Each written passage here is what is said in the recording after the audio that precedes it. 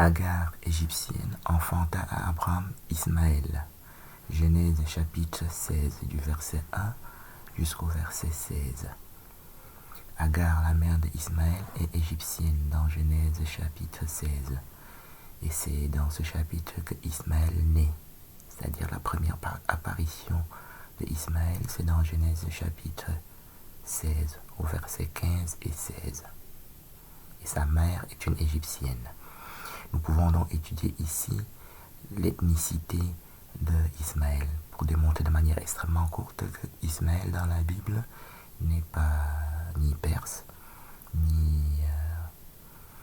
ni palestinien, ou les choses qu'on trouve là-bas jusqu'en Arabie Saoudite. Il n'y a d'ailleurs pas de terre sainte en Arabie Saoudite dans la Bible, pour les raisons que nous avons déjà dites, parce qu'il n'y a qu'une terre sainte dans toute la Bible, qui est Madian, terre sainte dans Exode chapitre 3 et Actes des Apôtres chapitre 7. Il n'y a pas, Dieu n'est pas, c'est du polythéisme de créer chacun sa terre sainte comme ça, qui est donc Éthiopie, terre sainte.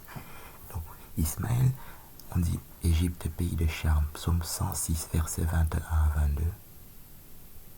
Égypte, pays de Cham, psaume 105, verset 23. Égypte, le pays de Cham, psaume 78, verset 51. Égypte est le pays de Cham, psaume 105, verset 27. L'Égypte est le pays de Cham, par 144 chemins dans la Bible. En sorte que Agar, égyptienne, dans Genèse chapitre 16, qui enfante Ismaël, est chamite. Et Cham veut dire couche, parce qu'on dit fils de Cham, couche, couche, couche. Ce sont là les fils de Cham. Genèse chapitre 10, du verset 1 au verset 32. Cham, Couche, qui est le premier fils de Cham, et Couchite, à 3 reprises. On dit les fils de Cham, Couche, Couche, Couche, ce sont là les fils de Cham. Couche au verset 6 de Genèse 10, au verset 7 et au verset 8, qui est donc 2 fois Chamite et 3 fois Couchite. Et l'Égypte est le pays de Cham par 144 versets dans la Bible. Couche est éthiopien léopard dans Jérémie chapitre 13 au verset 23. En comparant 33 versions de Bible, on lit Euphrate au verset 4, 6, Euphrate apparaît 4 fois dans Jérémie chapitre 13, et c'est un fleuve éthiopien au verset 23. Et c'est le verset 23, éthiopien, couche, nègre, mort, léopard, éthiopien. Mort avec M-A-U, mort avec M-O, selon les traductions de la Bible, qui veut donc dire nègre, noir, éthiopien, léopard.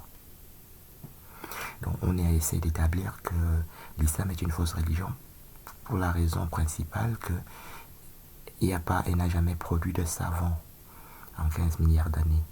Ça ne sert à rien de dire que l'islam existe depuis un siècle ou 14 siècles, ça ne sert à rien, parce que l'ethnicité d'Abraham aurait permis, même avant que l'islam n'arrive, qu'un savant dans cette ethnie ait fait antérieurement, même avant l'apparition de l'islam, la généalogie d'Abraham, comme nous le faisons ici. Ça prend 2 minutes.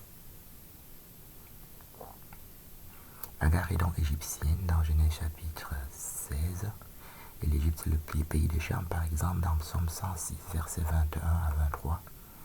Et dans Psaume 105, du verset 23 au verset 27, qui est pays de Cham à 2 reprises, en Psaume 105. Et par exemple, dans Psaume 78, du verset 51. Ça, c'est 3 exemples du couchisme de Cham et de Agar égyptienne. Et on entend dire que si l'islam était une religion authentique, dans le sens que Mohamed aurait rencontré le Dieu d'Abraham, de Moïse et de Jacob, d'Isaac et de Jacob, il aurait reçu la connaissance et qu'il n'y aurait pas eu toutes les erreurs que nous pouvons établir ici dans, par exemple, sa généalogie, dans son ethnicité. Parce que les Perses disent que le prophète est de chez eux et des choses comme ça. Et il n'y a pas de terre sainte dans la Bible en Arabie Saoudite, par exemple, parce qu'il n'y a pas plusieurs terres saintes. La terre sainte, c'est aussi Sion, Juda, Jérusalem, terre sainte, dans Zacharie chapitre 2. Juda, Jérusalem, terre sainte, au verset 12, qui veut dire Sion, depuis le verset 2, 4, 7 de Zacharie chapitre 2. Sion voulant dire Éthiopie, Sion, dans Sophonie chapitre 3 du verset 10 au verset 16. Donc si l'islam avait été une religion authentique, réelle, Mohamed aurait dû avoir rencontré Dieu, et Dieu te donne la connaissance. Il ne donne pas des épées et des histoires d'égorger les gens. Ça, c'est de la barbarie et de la sauvagerie. Et Dieu donne la connaissance. Et Dieu n'impose pas les choses par la force. Dans Genèse 1, 2, 3, Dieu crée l'homme et donne à l'homme la liberté. Et il ne met pas des gens pour égorger les autres personnes. Il peut imposer les choses par une centaine de versets. Dans le Coran, la charia, qui est une fausse loi satanique, est prévue pour être imposée à l'humanité par la force, par presque une centaine, par plus de 90 versets. Pour être imposée par des égorgements, en fait, voilà. Et donc c'est pour ça qu'ils disent Dieu est grand quand ils vont égorger des gens ou mettre des bombes ou écraser les gens par la voiture comme ils ont fait à Nice et les autres actes de barbarie qu'ils ont fait récemment en France. Dieu n'est pas ce Dieu-là. C'est un Dieu de connaissance.